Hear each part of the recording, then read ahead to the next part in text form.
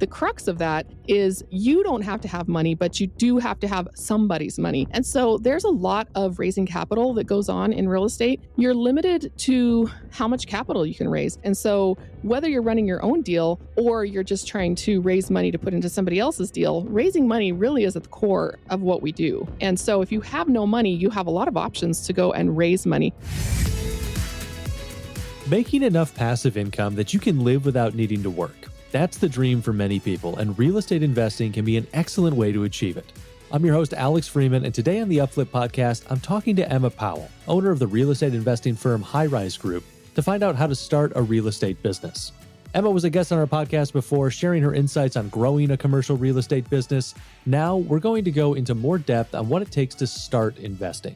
She'll share her insights on the industry, the financial resources you need to start, and how to build the skills and network you'll need to be successful. Emma shared tons of helpful insights with us last time we talked, and I hope you're as excited as I am to hear the advice and knowledge she'll share with us today. So without further ado, let's dive into the conversation. Emma, thanks so much for joining us. Thanks for having me. I love your program and I learned so much about business, even though I am in a different industry than the episode I'm listening to or watching. It's always really enlightening.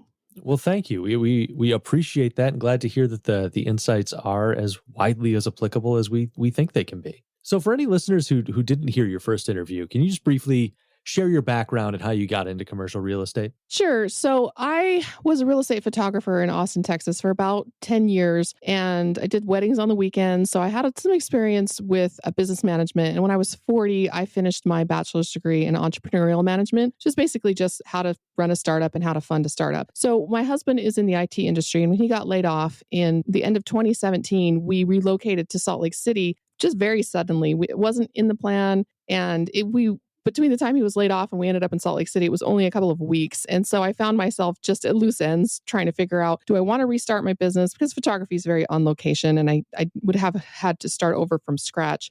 My kids were getting a little bit older and I was asking myself, did I want to go full-time instead of part-time? Because I felt like part-time wasn't enough to support our family to protect us from another layoff. So as I was attending business networking meetings, I came across real estate investing and I'd always wanted to do it. Obviously, as a real estate photographer, I had a lot of exposure to it, but I just never really had the information that I needed or the people that I needed to be around to see what was possible. So when I found real estate meetups, looking for business meetups, I finally just said, we just sold our house in Texas. We had some cash in our pockets. I said, let's just go and get this business started. Incredible. So what are some of those first steps that someone should take when they're looking to get started with a real estate business? The biggest thing for me that flipped the switch was being in an organized meetup where people were discussing real estate and our businesses. So I look back at the opportunities that I had in Austin that I missed out on to invest in real estate with some pretty high profile people who were doing some amazing things in the industry. But because it was my neighbor or a friend who was just trying to teach me a little something, and I didn't really feel like I had any financial security with the emergency fund and having a good cash reserve to be able to go run a business, I missed out on a lot of our opportunities. What really shifted was when I started attending meetups, both online and in person, where people were just talking about real estate. And I was exposed to a wide variety of ideas of how to make money in real estate because you have commercial, you have residential, you have all sorts of commercial assets, and you have different ways to do it and different ways to fund it. So as people are standing there talking about it or giving speeches about it, I was exposed to so many more ideas, and that got my ideas rolling. And that was really what got the whole thing off the ground. Are there any current trends or developments in the real estate industry that someone who's looking at getting started should be aware of? I think that keeping an eye on the fundamentals is actually more difficult than keeping up with the trends. So if I had to identify a trend that's made a big difference in my life and my business, it would be the IT tools that allow me to get more done from farther away and having to hire less humans to help me. So for example, in the property management space would be the biggest thing where I would say we've seen huge differences. We can manage much more units and larger types of buildings with a lot less people on staff. We still do need some humans to go knock on doors and post notices and things like that, but I can self-manage most of my properties, and my property managers can charge me less money because they have more automated tools. But at the same time, the fundamentals still apply. You have to ask yourself, what is not changing in this industry? Somebody needs someplace to live, and that's never going to change because we have human bodies for as long as we can predict. And asking ourselves always what's changing and staying on top of trends can sometimes distract us from the fundamentals of what we should be doing at the base of it. What we're looking for are tools to help us and to make us more efficient, but it's not going to fundamentally change our business plan. What are some of those must-have tools, systems, software, et cetera, that a new real estate investor should make sure they have and use from the start? I always say you should begin with the end in mind. But at the same time, sometimes people spend so much time setting up their tools in their businesses that they lose track of the fact that we just got to get out there and do it. So the best tool that you have is just a notebook and a pencil or simple spreadsheet like Google Sheets is what I use, or an Excel spreadsheet where you just start to make lists of what you're doing. And when you have business systems, that's just a way of saying a to-do list or a checklist. I think people get caught up in business systems as this buzzword where we have to have everything efficiently optimized before we can go out and do anything. So just starting out with a spreadsheet and writing things down on a note card or a notepad and keeping to lists of what you need to do each day obviously is number one in any business. If we want to talk about real estate specific tools, I would say that some sort of investor management portal that you would be using as a customer management database or as some sort of an investor database. If you are taking money from limited partners and the SEC has to get involved, you're definitely going to have software platforms that are going to be specific to what you're doing. There are a lot of options. It depends on if you're doing residential, single family, commercial, if you're going to be funding it with cash from partners, or if you're going to be funding it with cash from limited partners. That'll really change the direction you go on which tools that you choose. Now, when I think about someone who might be looking to get into real estate, there's sort of like two general people that come to mind, those that maybe have capital ready to deploy and those that maybe don't. But I want to start with someone with capital ready to deploy. So if someone has, let's say, $100,000 and wants to invest in real estate, what are the practical steps that they should be taking to get started? The first question they have to ask themselves is how active and how passive they want to be. Since we're talking about passive income, the easiest way to get started if you have capital is to just go invest in somebody else's deal as a limited partner. You basically go out and find operators on the internet. You can check on various websites, just type in multifamily apartment syndication or self-storage syndication. The buzzword is syndication. It's a group of people putting money together to go buy a deal. And you're going to interview some operators. Try going to some sort of a conference in the specialty that you're interested in investing in. And because you're a limited partner, you don't have to be a specialist. You don't have to niche there. That allows us to diversify by putting our money in with people who can manage it, who are experts at that, and we get to spread it around a little bit more. So I may choose to be an expert in one area, but I'm going to place my capital with other operators to invest in other assets that I might not be good at or don't want to manage. So asking yourself, how can this be the most passive? Obviously, it would be a limited partner in somebody else's deal. And then the SEC gets involved in that. And so there are some things that you need to vet out up front. There's a ton of education out there for that. I think more of it is knowing that these things exist rather than knowing how to do it. Because once you know it's a thing, you can go out and search these resources and we can hook you up. We do a lot of investor education through our website and through an investing club that I run. But at the same time, if you want to be completely passive, that's the way to do it. And then you can just go up from there. Do you want to be a little bit more hands-on, have a little bit more control? You might look into being a joint venture partner with someone that you met at some sort of a meetup or a conference, or do you want to go out and find your own deals and run your own deals, which would be the ultimate active income? And then you have to think about the tax implications. If you are deriving your income from an active source, you're going to be taxed at the ordinary income or short-term capital gains rates. And if you want to save money on taxes, which there's no other investment that allows you to defer your taxes the way that real estate does through the depreciation of the property. And if that's really important to you, let's say you're a high income earner or you make a huge chunk of money off selling a property or something, and you need to be able to defer those taxes, you're going to put that money into a project that has a lot of depreciation so that you can get tax advantages.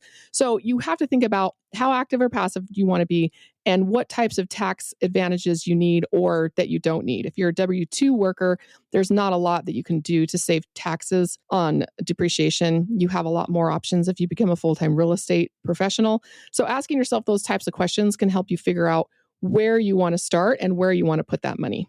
So then the flip side of that is obviously somebody who maybe doesn't have capital but wants to get into real estate. What sort of options exist for that person?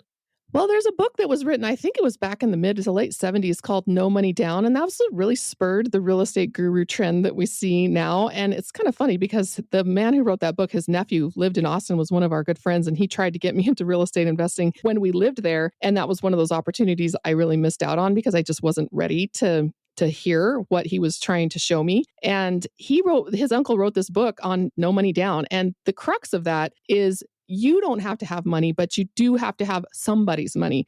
And so there's a lot of raising capital that goes on in real estate. You're limited to how much capital you can raise. Now, I don't love finding deals. That's really not my specialty. I like to find other people who are good at that and figure out how to get those deals funded.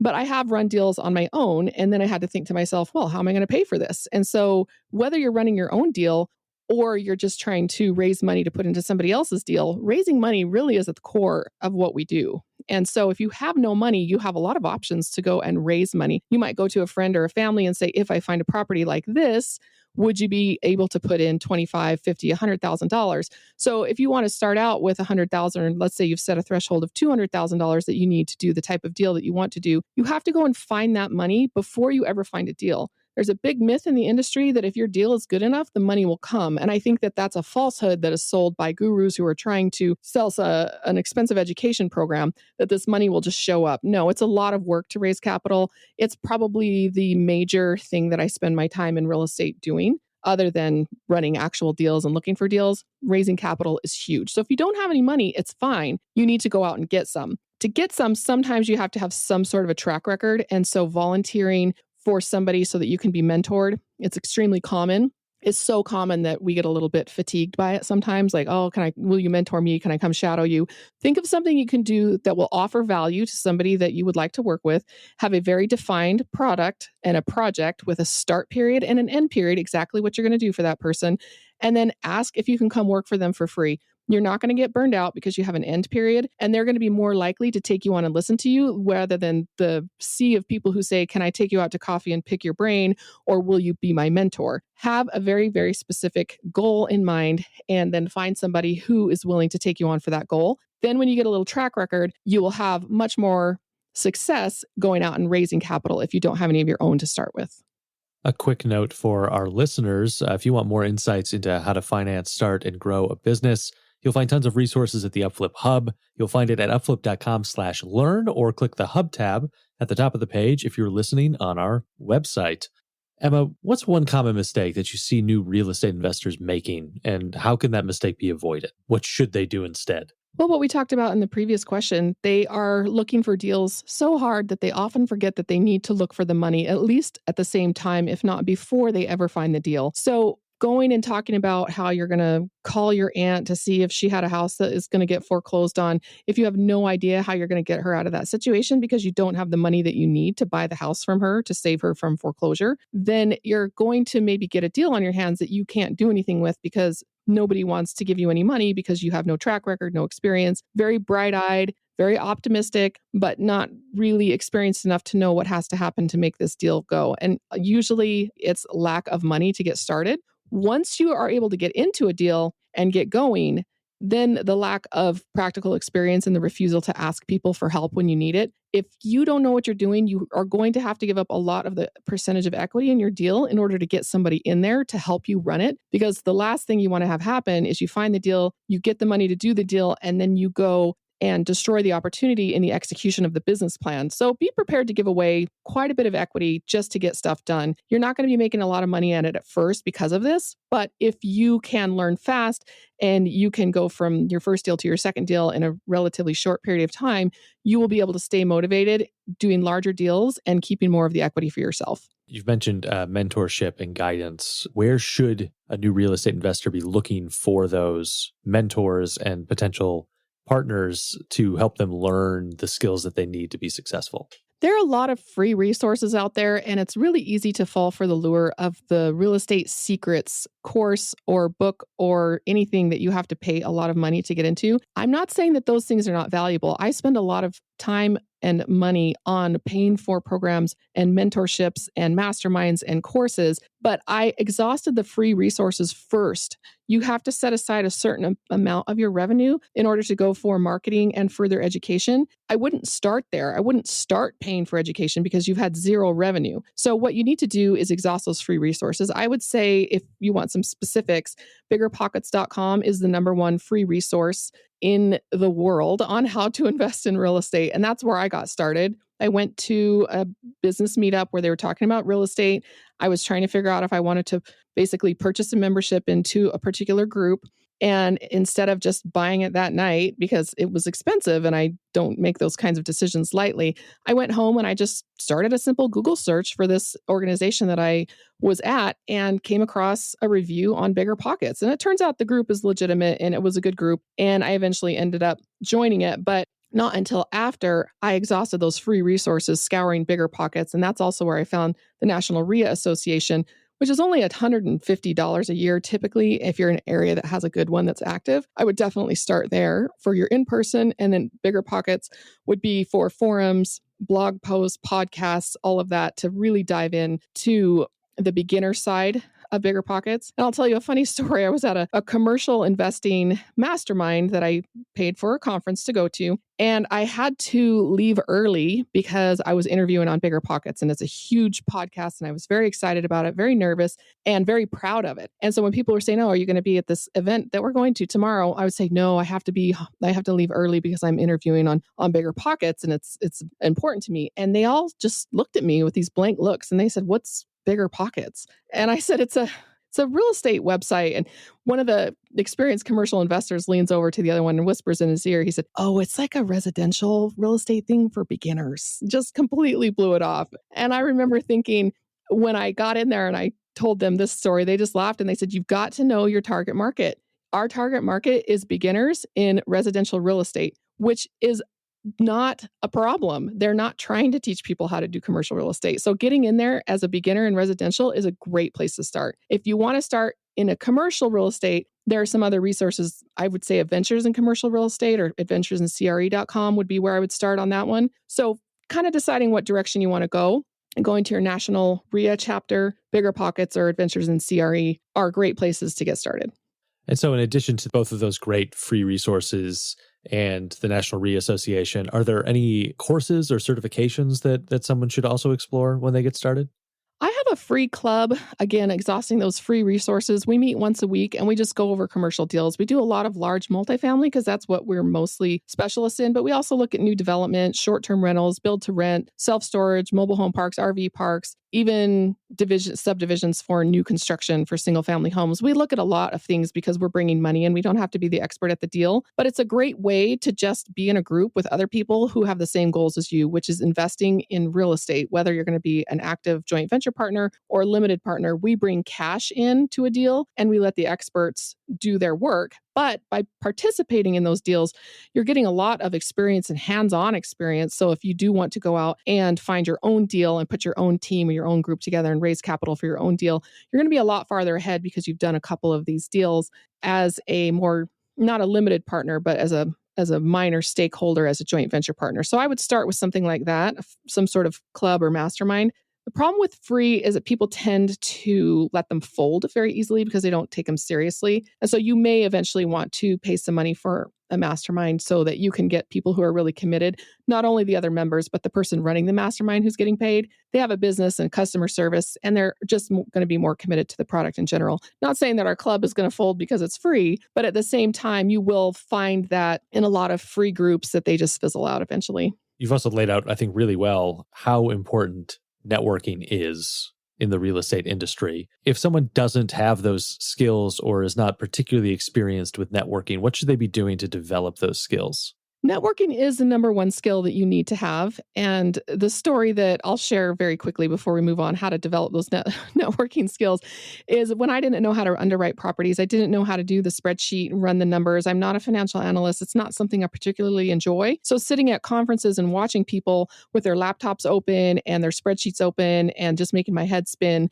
instead of saying, "Oh, I'm not cut out for this, I'm never going to be able to do it," I would just go introduce myself to that person and sit next to them and just ask them about what they were doing, ask them about what they liked about financial analysis. And through that process of meeting several people, I eventually met some partners that I did deals with. I always make sure my deals have a financial manager because nobody should leave me in charge of that. And so learning how to do it was something I had to force myself to learn how to do, but I learned how to do it through my network. I found people who were willing to teach me, work with me, mentor me, and then we would go and do deals together. And so that's how you're going to learn anything, even if it's not necessarily finding a deal or finding money, which the network is extremely important there. But even learning a technical skill, you're going to learn it through your network, because even if they hadn't wanted to teach me or mentor me, they may have said something like, hey, go to this website or check out this free class or this YouTube video. And that would send me down a rabbit hole of where I needed to go to learn whatever it was that I needed to learn. And so a huge part of networking is learning how to break into a conversation that you may feel awkward breaking into. And those skills, there are lots of ways you can go. YouTube channels on charisma, I would say, would be where I would start. Body language, how to read and interpret body language. There's a great book called What Everybody is Saying by Joe Navarro. The Charisma Myth by Olivia Cabane, I believe her last name is. And just starting there and learning how to have conversations, what kind of body language you should have, eye contact, tone of voice, all of these things really matter. Because once you feel more confident in your own body and being able to read other people's body language, you will be able to see people having a conversation or see something that you need and have a graceful way to get that person's attention and start a conversation with that person. Otherwise, networking events can just be these terrible, awkward things. And people come in, they say, oh, they said I should network. I never get anything out of it. And then they stop trying. And that's very, very common. But I will say that that is a mistake. Networking is the number one thing that you should know in order to be successful in any business, but especially real estate. When someone's looking for partners on a deal, what are the signs that someone would be a smart investment partner to bring on board? And are there any red flags that someone should be looking for that will tell them they shouldn't get into business with that person? Yes, I think that learning body language and learning to read people is a huge advantage, and also being able to identify some of the core personality types. You have analytical, you have the CEO, dominant, aggressive, entrepreneurial, status-driven type. You have somebody who's driven by just friendships and relationships, and you have other people who are driven by fun and experiences. And if you can identify their core personality and then tap into that part of yourself that matches that, because we all have all four to a certain degree. And I could be talking to someone who's highly analytical, even though that's my minor part of my personality, I can tap into it enough to be able to meet them where they are. And so watching them, what kind of personality they have, do they complement my skills? So if I'm talking to somebody who's highly analytical and I know that that's a weakness of mine, I'm going to spend more time evaluating if that's a potential partner. If I meet somebody more like me, who's more of that CEO planner type of person and likes to delegate the execution or likes to start projects, spin them up, delegate it out, and then move on to the next project, I know they're not going to be a good fit for me because I need somebody who's going to be better as an operator type rather than a dreamer and instigator type, because I already do that. And so we're looking for our complements in the skill set and the temperament. So I would be what's called low conscientious, and I'm looking for somebody who's high conscientious. So that would be where I would start vetting out partners, is complementary skill sets. The second is, do you just even like that person? Do you want to be with them? Do they have mature communication skills? Try to get in some sort of a disagreement very, very early on to see how they handle it. That's a huge one that most people don't even think about, but it's important with dating and marriage as well. See how they handle conflict, and then learn how to handle conflict yourself by reading something like Nonviolent Communication by Marshall Rosenberg. I also really like Crucial Conversations by Carrie Patterson. What kind of marketing and branding should you be deploying as a real estate business owner?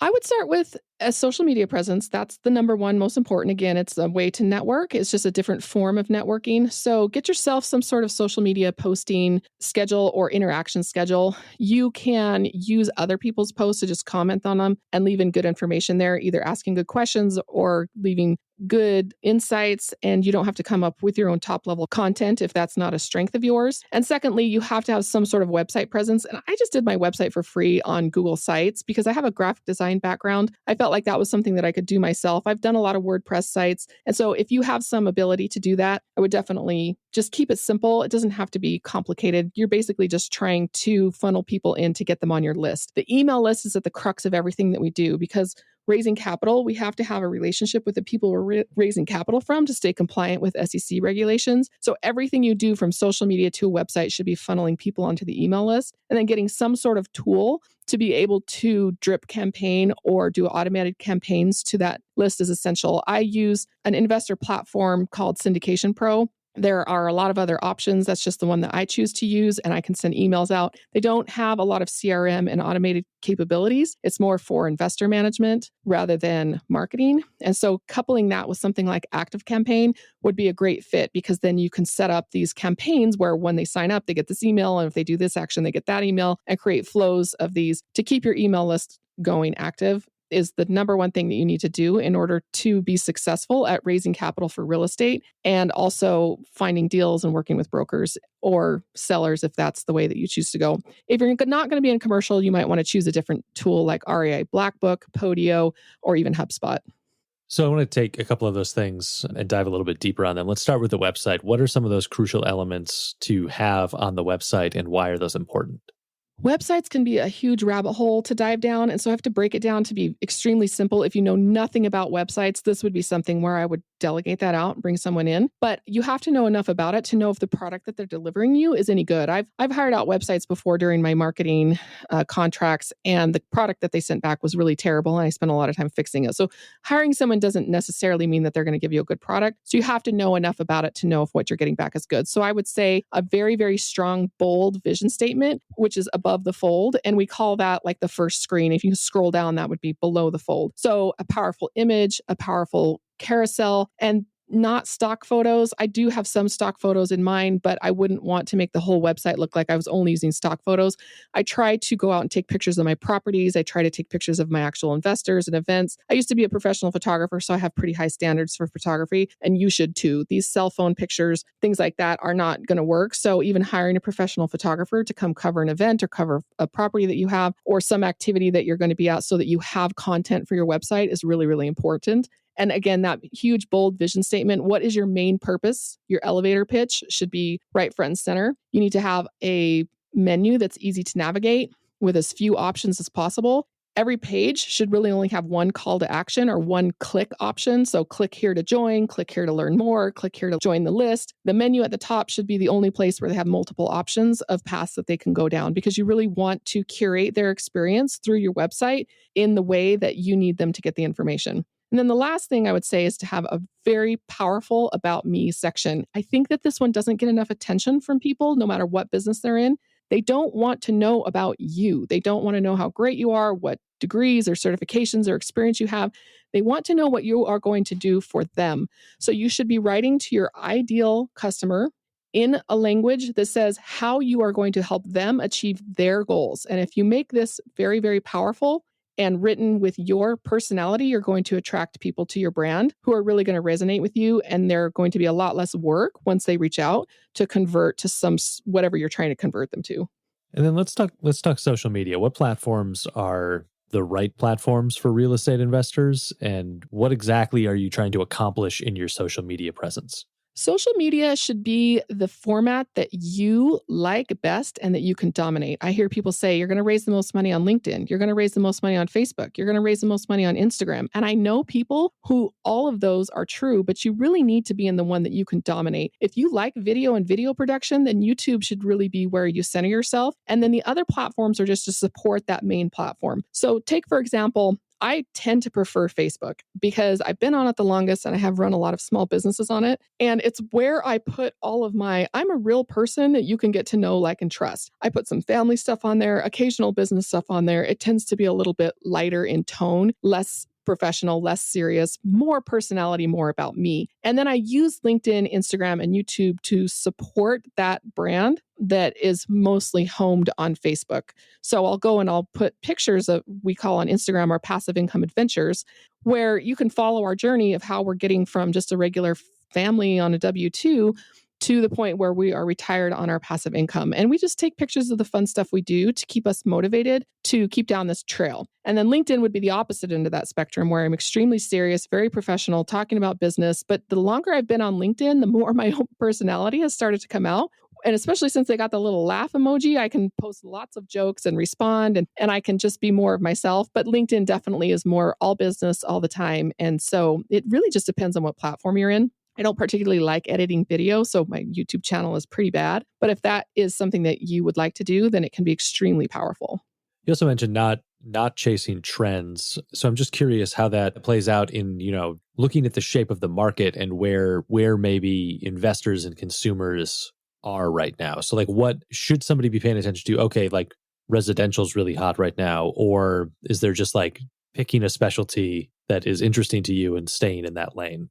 You have to pick a specialty that you're interested in that you can niche down into, but it's finding it can sometimes be a challenge. And in real estate, because there's so many ways, like we mentioned, to make money, it's really easy to get caught up in the shiny object syndrome where you say, oh, I'm going to have a short-term rental, and then I'm going to have a little apartment building, and then I'm going to go get a self-storage unit, and I'm going to partner up with somebody, we're going to build a subdivision of houses. And those things can be very distracting, and they can leave people just feeling whiplash and not really making a lot of progress because maybe before they've really hit critical mass in one area, they just jump ship and go do something else. However, if you're stuck in something that you absolutely hate and you're not having progress in it, you should definitely feel free to switch. So I usually recommend, with a lot of authors who talk about time management and success, will recommend sticking with something about 6 to 12 months before you decide that if it's a good fit for you or not, but really, really focus on that hard. And that's what I did at the beginning. I started wholesaling lease options actually on single family houses. And that was a way for me to make money to go buy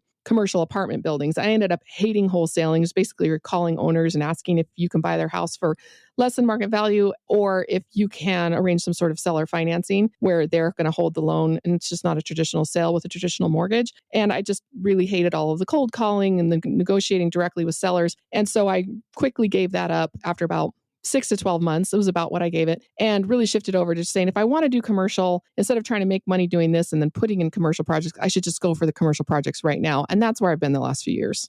Shifting out now to more of a bird's eye view, starting with what changes have you seen in the real estate industry since you got started and how have those impacted your business? People have current buzzwords of the day.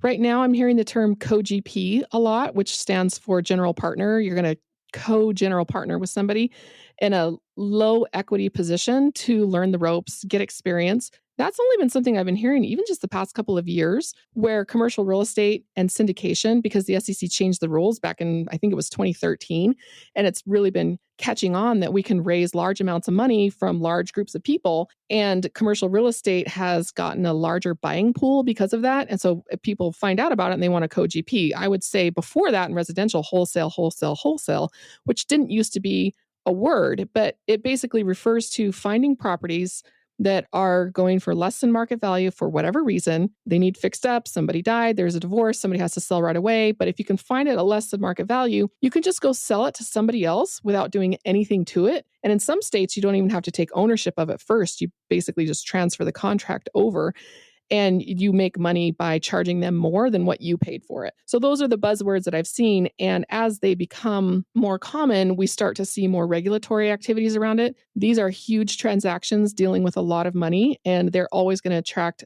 regulator attention either from the Department of Real Estate or from the Securities and Exchange Commission. In those, as those buzzwords have kind of become the hot thing in real estate, what's the other side of that? What popular things that maybe you saw initially that maybe have fallen out of favor, if anything? I think that people are always looking for what's falling out of favor. And where I look is volatility, because something like a warehouse is going to have high volatility. So right now, warehouses are really hot because of all of the online deliveries and the short, the last mile delivery where you have to warehouse things close to where they're going to be delivered. We've seen that go up in demand, but typically it's been an extremely volatile sector where it dies hard during periods where there's not as much economic activity. What we find to be the most stable is probably self-storage, followed by multifamily, large multifamily. And the reason for that is they just tend to do well whether the economy is doing well or not doing well, because people always need a place to live and they always need a place to store their stuff. And from there, it goes up in volatility. Office was very volatile after the pandemic. We're not really sure what it's going to look like. It is coming back in a place like Salt Lake City or Austin, where I'm from. It really does well and hasn't really experienced some of the downs, but it tends to be very volatile. So I would say things that are going out of fashion are the volatility or the Sharpe ratio of the thing that you're looking at investing in. And so you have to ask yourself, do I want to invest in something that's volatile and try and time the market, buy low and sell high? And if you want to be very, very active, that could be something that you would look into. But for someone like me who wants to be more hands off, I tend to favor asset classes and asset types that are less volatile. And I think single family homes, for me, they're kind of middle of the road in volatility. And I don't like doing volume. I prefer having less deals in a more stable. So that's why I personally really focus on multifamily for that reason. When somebody's first starting out in any business, they often have to be regularly working in the business and also then finding time to be working on the business. Your goal being to develop a significant passive income stream. What are some of those first things that you start to delegate away to be more and more hands off on the business? The first thing we're going to look at is a property manager. I have property managers on all my large commercial properties because I no way could handle those on my own. But I do self-manage my small residential portfolio. And I do that because they're nearby and for IRS reasons, because to be a real estate professional, I have certain thresholds I need to meet. And one of those is to be significantly involved in the management of the source of my passive income. So I choose to self-manage my own small properties. But I would say outsourcing that, if you can, for tax purposes, would be the first thing to go. And the second is probably some sort of an executive assistant who can help you with making appointments and all of your administrative tasks that sometimes fall through the cracks, especially if you're more of a high-level thinker and less of an operator type. Related to that same topic of you being very clear in your long-term goal for your real estate investment, how important is it before somebody gets involved in real estate to be clear on what their long-term goal is? It's extremely important because this is extremely difficult. If it was easy and not risky, everybody would do it. And so having your goal front and center in your mind will help to keep you motivated when things get hard. But I also find it to be extremely useful to keep you on track when things get distracting. And multifamily syndication which is what I do, was a perfect example. I was starting basically a huge multifamily syndication business. And when things weren't going well, because you're going to have ups and you're going to have downs. I've had projects go great. I have projects that didn't go great. And that's just the nature of the business. So we'll get into maybe having an emergency fund and how to weather those ups and downs a little bit later on. But at the same time, when I started to get distracted, I'm starting this huge multifamily business. I had to say, well, what happens when my husband quits his W-2? Then I'm just going to have this big business and we're just trading his job for my job. And so looking at my vision board and the card that I wrote out about passive income, this much passive income by this date, retire on this much passive income by this date, having those front and center really helped me during the downtimes to say, is it okay if I stop? I never quit something on a bad day. I always try to quit something on a good day. But when I'm having a bad day, asking myself if I should quit, looking at that vision board and saying, yes, I should actually quit because I'm having a bad day and I got distracted and I shouldn't have been doing this in the first place. And so that's when I really shifted gears from finding properties and being an asset manager on properties more towards the capital raising side of things and helping other investors get started, because that was where I was happier and that was more conducive to my goals. I think that's a great transition into that emergency fund question because, I certainly think anybody who's just been even passively paying attention the past couple of years can attest to the potential volatility of all sorts of real estate sectors. So what is that kind of padding that you need to have both in the business and then personally to withstand those volatile moments? If you read a book like EntreLeadership, they talk about having an emergency fund not only for your personal household, but also an emergency fund for your business. In real estate, each property is its own business. Even if you have LLC structures this way or that way, each property really is unique and it's going to be run as its own little business. So I recommend an emergency fund for each property in the same that you would do for your household, something like 3 to 6 months of expenses, because you're going to have vacancy. You're going to have a tenant who gets in there and trashes the unit and it takes you more money and a little bit longer to fix it up. I kind of relate this to having children. People say, oh, I don't know how you handle having so many children. And to me, I just say, well, I just chalk it up when I have a baby that it's going to turn my life upside down. And sometimes tenants are the same way, where people say, oh, I don't want to do real estate because a tenant might trash my unit. Well, you just chalk that up to a cost of doing business. It's the same way that you would do with anything else. If you have a customer service and they want a refund,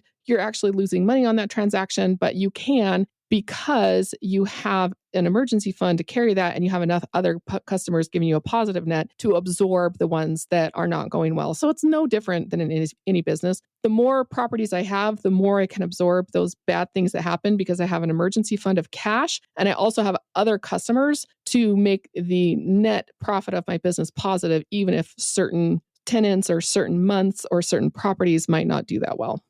Outside of the cash reserves, how do you deal with those failures and bumps on the road? Like, how do you turn those into learning experiences and stay motivated to keep moving forward? Again, that vision board comes into play.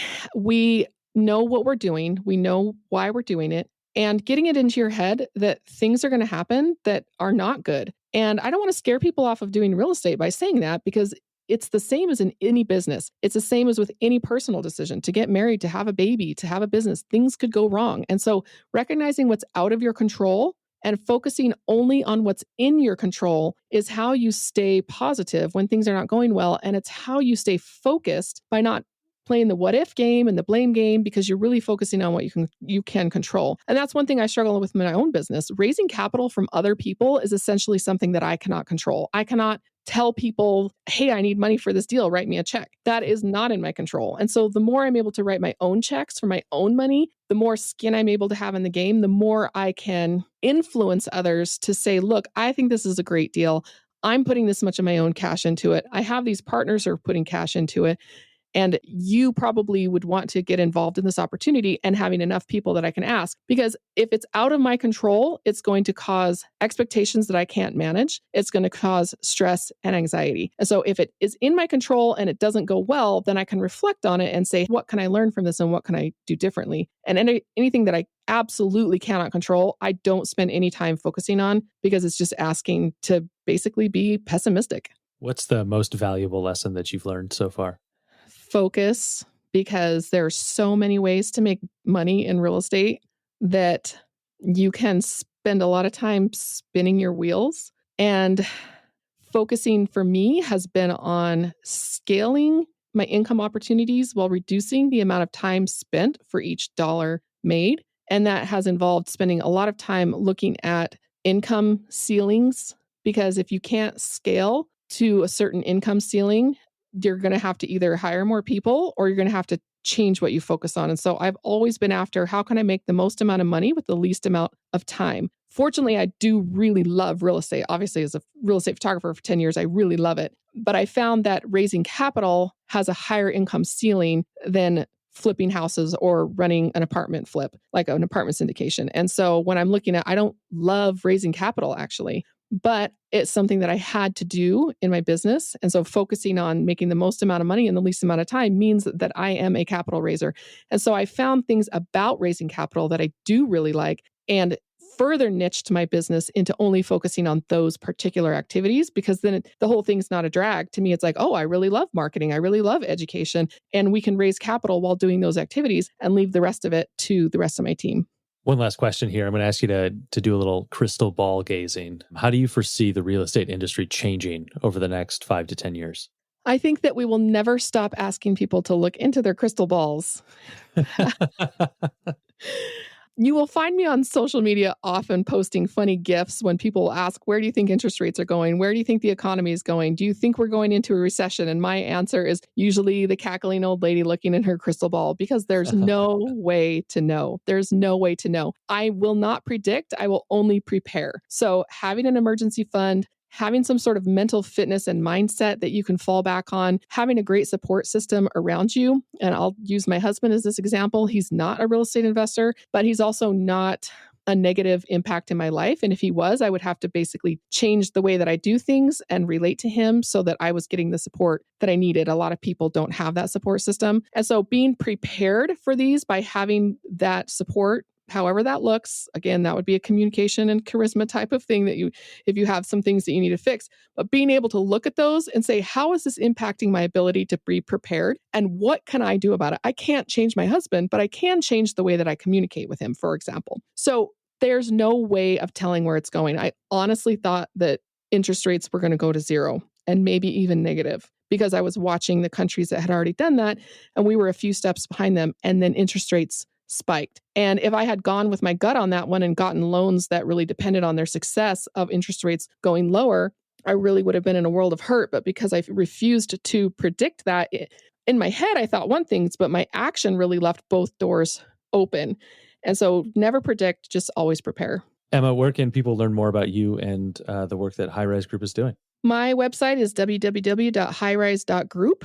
If you go to /contact, I have links to all my socials in there, so you can contact me through whichever social media platform you like best. There's also a link to schedule some time on my calendar. I have my phone number, my email on there. Shoot me a text message. Don't email me. It's like a black hole in there, and I might not see it. So if you want to send me an email, please send me a text and let me know. I really do like the calendar calls because it just shows up on my calendar and we can have a conversation. And then if you go to my website /podcast, I have basically all the interviews that I've ever done on there. And you can pretend that I have my own show and just listen to all my episodes. I love that. Emma Powell of High Rise Group, thanks again for joining us on the show. Thank you so much for having me. I really have appreciated your company's influence in my life. And it's just a pleasure and an honor to be able to contribute to that, even in a small way. And that's going to do it for this episode of the Upflip podcast. Join us every week as we talk to more and more entrepreneurs. We follow up on our YouTube channel as well all the time. So make sure you're checking out Upflip on YouTube. Subscribe over there. Subscribe here on the podcast feed. Check out the blog, upflip.com/blog. Check out the Learning Hub. All sorts of ways Upflip can help you. And we'll see you next week with the show.